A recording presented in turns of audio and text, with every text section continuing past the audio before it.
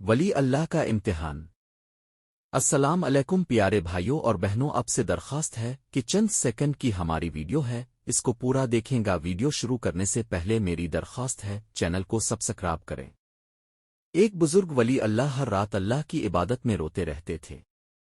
ان کی آنکھوں سے بہنے والے آنسو زمین پر گرتے تو ایسا لگتا جیسے زمین بھی ان کے ساتھ سجدہ کر رہی ہو۔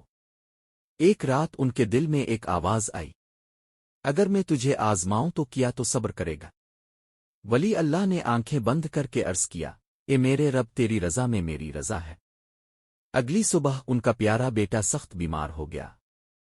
گھر والے پریشان تھے مگر وہ خاموش رہے، بولے یہ بھی میرے رب کا فیصلہ ہے، وہ بہتر جانتا ہے۔ کچھ دنوں بعد ان کا چھوٹا سا گھر جل کر راکھ بن گیا۔ پڑوسیوں نے کہا، اتنے نیک ہو کر بھی یہ سب؟ ولی اللہ مسکرا کر بولے، جسے اللہ آزماتا ہے وہی اس کا محبوب بندہ ہوتا ہے۔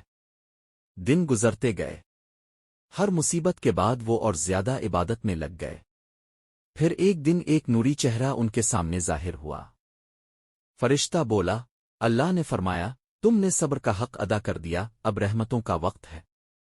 اسی لمحے ان کا بیٹا تندرست ہو گیا اور ان کا گھر پہلے سے زیادہ خوبصورت بن گیا۔